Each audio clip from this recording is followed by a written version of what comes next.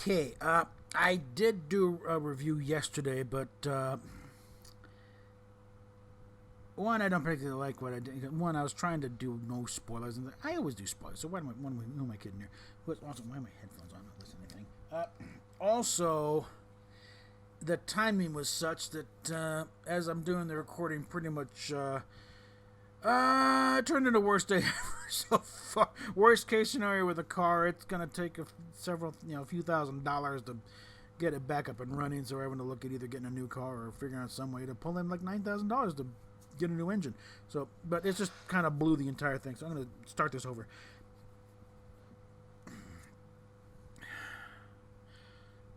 Lower Decks, episode 10. I'm not gonna go to say this is the strongest, Star Trek season, and it's only 10 episodes. So it's a lot easier when you don't have any filler to, it doesn't detract. But also, it's, I think it's probably the most structured one ever. I think even Enterprise, they're having, some issues trying to figure out where to go, but they still had a plan there. But this one has been very well planned out. Very meticulous, and the attention to detail, start to finish.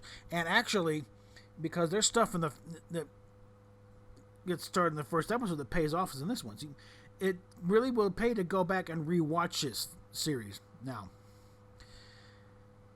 But in the final episode, though, it's again, spoilers, kids. All right, you click on here, you're gonna know the whole thing. So hopefully you've already watched it or plan on watching it. But people die in this one, lots of them. An entire ship gets blown up in the early part of it. Okay, and it's Captain Dayton, formerly the Rubido, now of the Solvang. They're running through those California towns like popcorn, but and credit Mike McMahon and his team. They managed to make legitimate threats out of the Pakleds. It's kind of a thing, in Captain Freeman's, because they're busy following up on Beta 3. That apparently the inhabitants have gone back to worshipping Landru, type of thing. So that, what are you doing? Didn't we get this right the first time? But and they, somehow Landru's repaired itself, but they have caution tape around and the signs that do not obey. And also the question, was Mariner violating something by handing out art supplies to the kids? No, not really. Because in this situation, the Prime Directive was pretty much null and void the second Kirk stepped on and decided to blow up the computer. So, at that point, it's a Federation Protectorate. So, but we, see some fallout from Boimler finding out that Mariner is the captain's daughter, and of course it's an open comm channel, so the entire bridge crew hears it. And of course the lower ranks start talking, so in no time it's all over the ship. And now everyone's like, hi, man, she's suddenly the most popular person on the ship. Everyone's trying to get, and we get, some people are taking rather great offense because there's one guy, hey, remember when went on a date one time? Yeah, you said Wolf 359 was an inside job. No, it was! And what I've seen, I get the impression they miss with that joke, is she blows him off like the nut job that he is, again, don't fall in the trap because they dare to utter it. Look at how they treat the person uttering it. They treat it just the same. There's like the same kind of nut jobs. We're talking about 9/11 being an inside job. They're idiots. Move on. And that's what this guy. It's like, you want to know why you're on the Cerritos and not a real ship? That's why. Attitudes like that go away. But we got a little subplot going. Okay, maybe she, Mariner does consider, being a upright officer and getting herself off the Cerritos and on another ship, or she'll be a nobody again. Which irks the hell out of Boimler, because that was his plan. Using, Mariner as a springboard. But you got that going on. You get to see what a Mariner, all straightened up and sleeves rolled down and hair straightened. Yes, sir. Yes, go to my post, sir. You have a post? Okay. Yeah, but yeah, we get, the Cerritos in a very serious situation, just like the poor old Solvang was, which they find the wreckage of. And yeah, this is not a situation where, because Mariner did something to screw them up. No, this is something any ship would have gotten to do, and one of them already did. We're talking now. This is a serious next gen type scenario. And you get the Packlets back there because they were written off as a joke. No one paid attention to them, and now suddenly they're a threat. You know? Like, Freeman said, Starfleet's good at initiation, but not good on the follow-up. They figured they're on the road to righteousness, and they left a few advisors, but then, it kind of goes back to, when they dropped off Khan at SETI Alpha 5. No one bothered to check in on them, see how they're doing, and wasn't until the Reliance shows up they find, SETI Alpha 6 blew up. Over 15 years ago, Because I said, it blew up 6 months after they were left there. So, at about, let's say the time of Operation Annihilate, that's when SETI Alpha 6 blows up. But we get a whole thing. We get to see... And we've already seen Captain Freeman's not the best captain in the world. She does make mistakes there, but she has enough sense. No, don't go to warp. That's what the Sovang did, apparently, and they blew up. But they also, and then suddenly it's like, we need a plan, and something outrageous. And it's like, I need a Mariner type plan that's going to piss me off and break every rule and thing, but also save our skins. Sleeves go back up, haircuts must. Okay, here's what we got to do. And we, everyone stands up here, and Ransom gets to kick some butt. And the main thing is Shax. Yeah, he dies, but he goes out in a blaze of glory. He wouldn't have dreamed, because they're flying the shuttle through the wreckage and the shooting and the butin and the shots and everything else. This is the best day ever. He's loving it. This is the way it wants to go. Blaze of glory, enemy in each hand being choked out and just thrusting. So he went out the way he wanted. But also, don't forget the little exocomp. Because, everyone, we need a little, like a small computer saying, hey, you get, no. I joined Starfleet to piss on my folks. I don't want to do this. And not only, doesn't want to go, but also, basically deserts the ship. Okay, now what? That's how you subvert expectations, Ryan Johnson. You don't just drop the ball and then everything falls apart. No, you have something to replace it with. Okay? It's like, well, what's next? Well, we got, Rutherford can do it. And, all right, I'm on it. And he tracks over his shoulder to the shuttle bay. That shuttle they've been working on the whole time. Finally get that into space. And he gets it. He just used to just go phasers blazing up, tearing there and ripping Packlets left and right while Rutherford does his thing. We get the return of Badgie. In a situation where, you've been listening? I'm always listening. I think this probably is the last we'll see of Badgie, because I don't think anybody else will know about Badgie to call up his program. He'll just be languishing in there. No, unless they did a thing like the EMH, in Voyager, where they transfer the entire program to Rutherford, and there's nothing left in the core. You never know. But we get a nice little, it'll be interesting to see if Boimler at the end. Boimler gets his dream promotion and transfer to the Titan for the Titan, and yes, the Titan comes screaming at the very end to save the day. Will Riker and Deanna, at the helm, and blazing along. Next generation theme in the background. There's blowing away Packlet ships left and right. Now another Enterprise, right? Because the Packlets, yes, they're dangerous now, but they're still stupid, which probably makes them more dangerous. And of course, Mariner knows Riker. All right, Mariner, we're even now. What do you mean? You know Riker?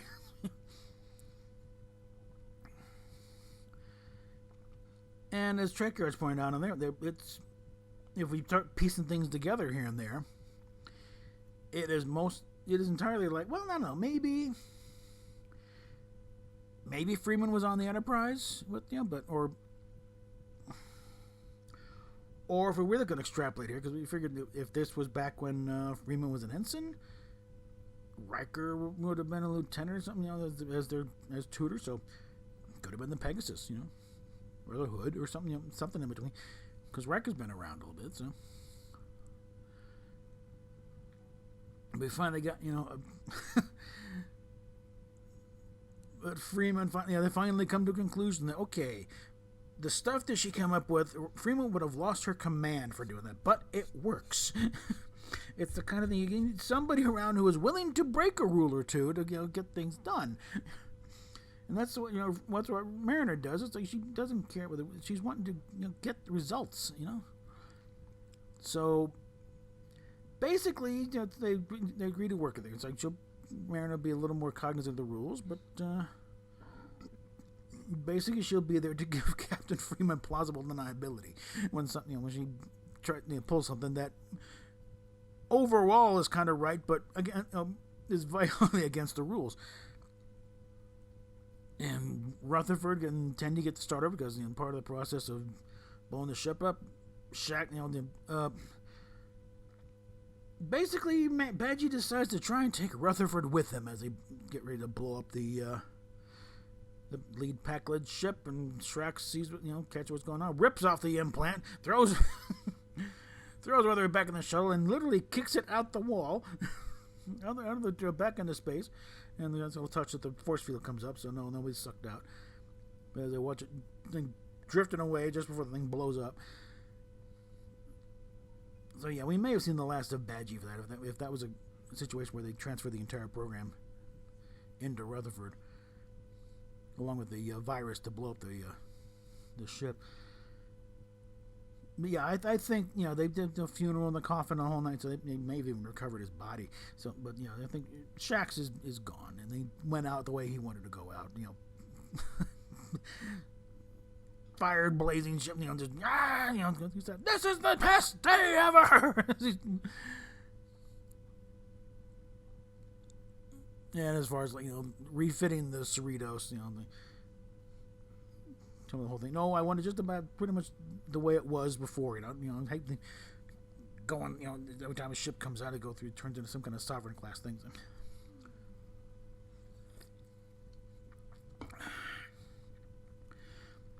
Yeah, it's animation, but there's still a budget, and they've already got a computer model of the Cerritos the way they like it, so we'll keep it. But yeah, Rutherford gets because all his memories were in the implant, so it's like, who are you? Oh, man. And then Tendy's like, we get to be best friends all over again. So. Then the last we see of the Exocomp peanut hampers and floating around, help. Yeah, I should have thought of that before you abandoned ship, didn't you, little twerp? So, also a little observation is Marina Sirtis this time found Deanna's accent again. She didn't really have it when she was on Picard. She was talking a regular London native Tottenham Hotspur fan talking. So she wasn't talking like Deanna Troi. She was talking like Marina Sirtis. Which kind of makes you wonder how dedicated was she. Yeah, it's like, give me the paycheck. I'm here. But on Lower Decks, okay, now we got Deanna Troi back. And again, this pretty much, again, we're talking about everyone complaining about the references. The references hammer home. This is proper Star Trek. We had a visual on Ransom's pad. You see a little freeze frame from the animated series of Kirk and Spock. You got the Titan. First time on screen anywhere, the Titan. With Riker and Deanna on there. That is finally now fully canonized. This is proper Star Trek. So we can stop this. There's Kurtzman. No, it's not Kurtzman Trek. Okay? This is the real thing here. And I think the big problem is that we don't have, a ship set on the Titan. If they had that with this, a more dramatic, on the Titan or the Enterprise E. To have that serious, legitimate live-action Star Trek show on, that you could bounce an animated comedy off of, it wouldn't be seen as quite as insulting by some people. And then again, that is the problem. We don't have a proper Star Trek series live-action set in this timeline. This is only a few years after, about a year and a half after Nemesis. So yeah, it makes sense. And again, with the different uniforms, the gray and black uniforms are still upper proper, and the comm badges. So yeah, there is a separation in Starfleet between ships like the Titan and the Enterprise, where you are doing the thing, and then the support fleet, with the Cerritos and the other California class ships, where it's not even the same comm badge. It doesn't have the thing on the side. So there's a lot of stuff to unpack here. And again, if you're just blowing this thing off, it's just a waste of time. Go back and rewatch it. Especially now that we know what we know. That there are real character motivations behind what Mariner's doing, what other characters are doing all there. That there is growth being done here. And stop going about, it's this reference. It's reference, because they have to overcome 2 horrible Kurtzman series that shit all over everything that was done before. They are trying to reestablish contact here. Accept it. Okay? At least that much. If you don't like the animation and the humor, that's another thing entirely. Okay? Because I know it's it is very much a Venture Brothers type of. I'm not saying Rick and Morty. Just because the guys worked on Rick and Morty doesn't make it's not a Rick and Morty show. Rick and Morty is very surreal. Very abstract stuff on there, The anatomy of this one and the characters and the ways. This is more of a Venture Brothers type riff. Because, I'll tell you about it's a riff on Johnny Quest. Venture Brothers actually had a crossover episode with Johnny Quest. I'm blanking on the name of Brock. I think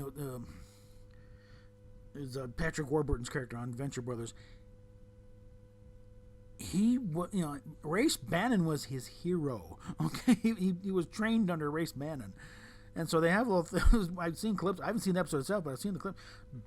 At this point, Johnny is totally wigged out. I don't know where Haji is, but there's a little death scene with Race Bannon and Brock Sampson, isn't he?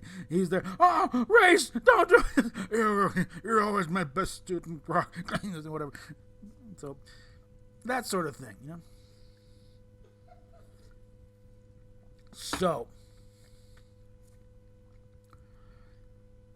and again, this show is going to age better because it doesn't have the connection really to Kurtzman, other than, like I said, he's on the list of 15 executive producers, about 10 or 11 of which are simply there to get a paycheck because you got to go through Bad Robot to get on the air.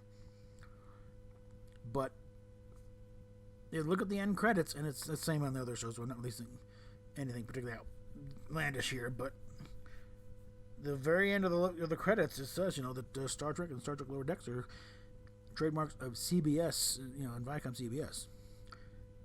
Not Secret Hideout. And again, by that token, neither is Discovery or Picard. They're also property of CBS. But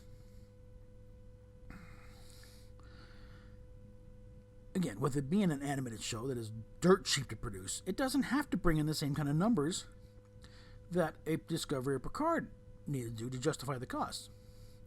So I think there's still a better than likely chance, and I think they announced their confirmed season 2 anyway.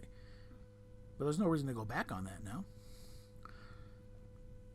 Because again,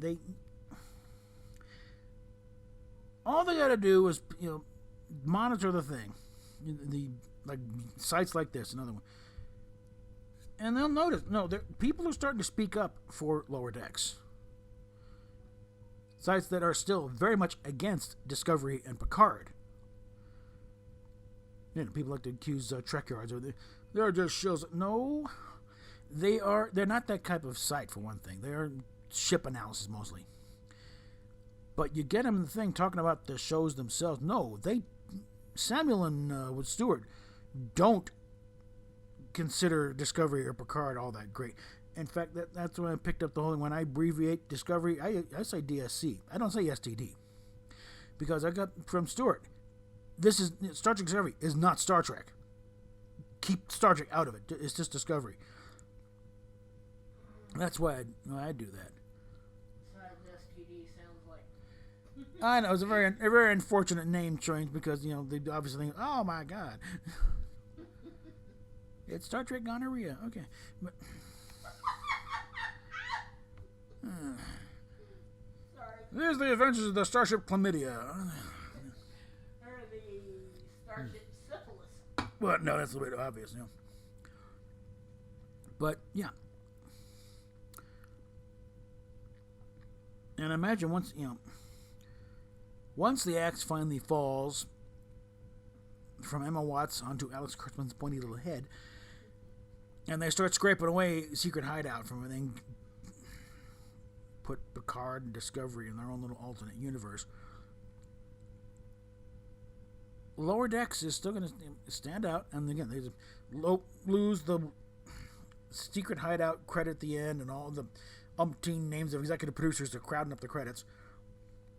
And it's just down to Mike McMahon and his writers. The show will still keep on, chugging on. In fact, if it happens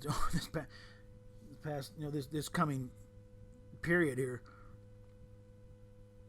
and they finally get rid of him, they got it set up on Lower Decks so they can finally cut loose a little bit. If any restrictions that are placed on there by Alex Kurtzman at all, they'll be free of it, and this show is really going to rock. So,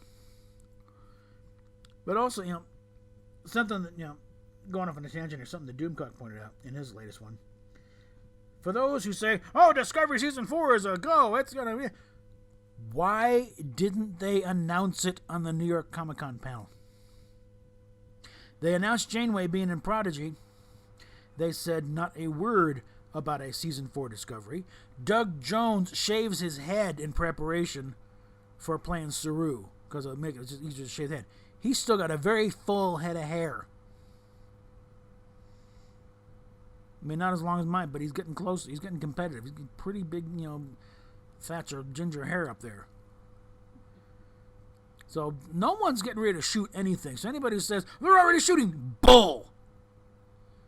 They're not shooting a damn thing. In fact, I'll tell you what maybe starting this whole thing, Season 4 thing, is they still haven't got the ending straightened out to CBS's satisfaction. So they're talking about maybe splitting the season in two.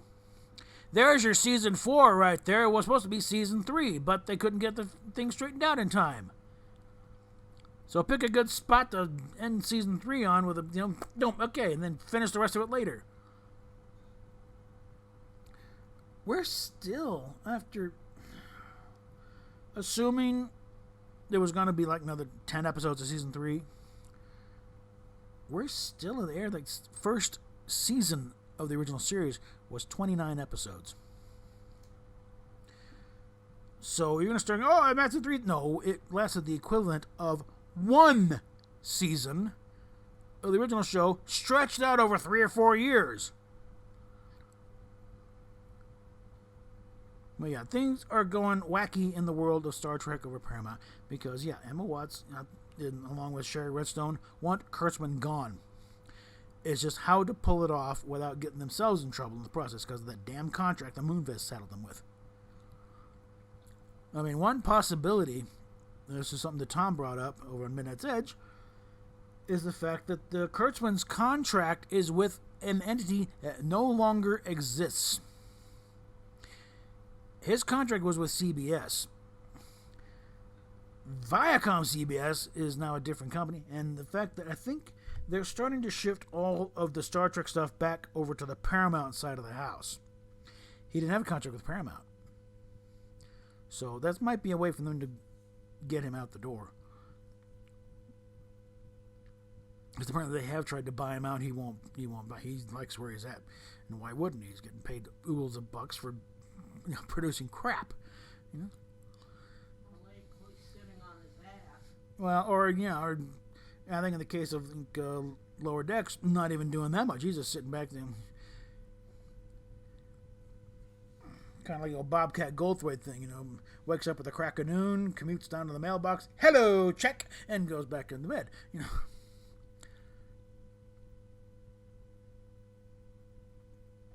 But a few things I don't want to hear anymore regarding Discovery. They're not fans. No, they are very much fans. They know this stuff, left, right, and forward. I mean, McMahon knows quite a bit on his own, but he also knows who to contact for the things he doesn't know. And all the references you keep complaining about, they're spot on in how they're used. It's not just a random name drop like Discovery or Picard will do. The references are relevant to the situation at hand in Lower Decks. And they're on point usually. And they're also trying. This is the whole thing about Discovery. made by, non-fans, for, made by people who don't like Star Trek, for people who don't watch Star Trek. Well, Lower Decks is for the hardest of the hardcore. That's why you make those references. And the visual canon is spot on as well. And yeah, when you also factor in the fact that, at the very end, when you got the Titan crew showing up in the old uniforms with the old comm badges, no, it's not breaking canon, it's adding to it. And we now have the lower half of Starfleet, where it's just, basically their version of the Merchant Marines, pretty much. They got different uniforms, they got different comm badges.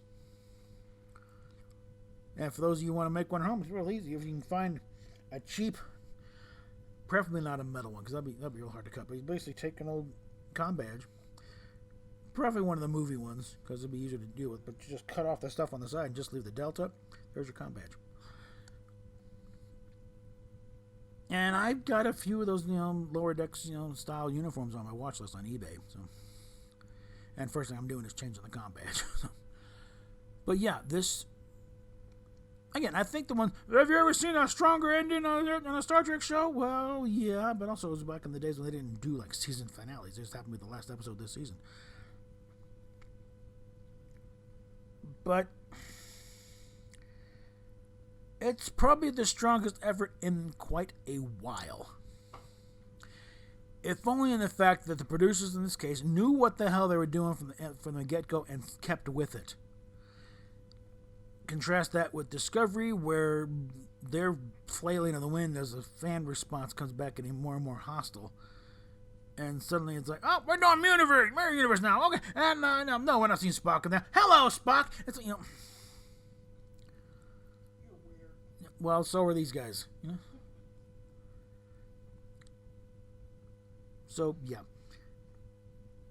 Again, I urge all the naysayers, rewatch the show. One, watch this last episode. I gave up watching it. You're missing a lot there, Mecca. By not watching the show and getting so hyper-technical on nitpicking. Just go with it, okay? And again, with this point, it's like start off, and stuff that was starting the first episode pays off at the end. Like the scene where they're being boarded. And then we got to get to the armory, and then Mariner just starts kicking open panels and all the contraband she's been hiding over the past couple of years. Batless and clubs and swords. What's all this crap you've been doing? And suddenly they're fighting their way through, and everything's been building. Both character development and just little things here and there, And we get it's kind of like the Mandalorian. In more than just the fact that we got one little show that's actually Star Wars amidst the crap that was the sequel trilogy. But everything from first episode has been building up. There's no real arc, but there's just been running threads, and they build up to this point, and it pays off big. And the situation they're in is deadly serious. Okay, that's So, I mean, lots of people flat out died in this episode. So none of this thing, and it's all Mariner's fault. No, Mariner had nothing to do with the situation they're in. Okay. And the fact is, she did hide all this crap and all the chroners and the ceiling panels. It's like, well, it saves their asses for a while, or gives them a fighting chance. So we got 10 half hours or 20 minutes each. This was like 28 minutes. I did not particularly appreciate the Discovery trailer at the end, so if I keep up, I'll probably snip that bit out. But this is a good show. There's no way about it. It is a good show. So I want to hear about it's all Kurtzman. No, it's not. Okay? His name's in the credits, but it's not Kurtzman Trek. Okay. Because if you think about go back and what are Kurtzman's stories all about, okay? Backstabbing people trying to get ahead, and the world is unfair, and it's all falling apart. No, none of that is there. Nobody's trying to get revenge for some long dead thing. Mariner's not a Mary Sue. She's the opposite. She could have been a captain of her own by now, but something happened. And she's like, that's it. You know, just stick me in the lower deck somewhere so I can clean conduits. I don't want to deal with this crap anymore. You know. And she's been on that arc for a while of trying to regain kind of a crisis of confidence. She was trying to get her mojo back on that. You know. We've seen when the chips are down, yeah, suddenly, you know, she's a top performer, and she, why aren't you commanding your own ship at this point? You're an ensign after all this time? You know.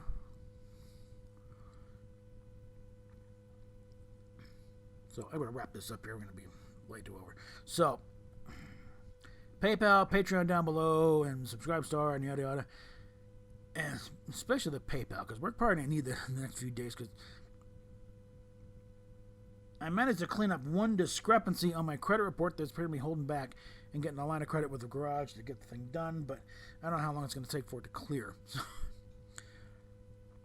And also working in the agency we're working with to get us in place, they said they would maybe cover some the car repairs, but only like $1,200, which is way short of what it's going to take to replace the engine on this poor thing. I mean, it might help us buy another one we're looking at, but the one we're looking at is like 10 years older and twice the mileage. And I don't want to look at the situation of the same thing happening next week, in which case we're really screwed. But again, PayPal, Patreon, yada yada down below, and we will talk at you later.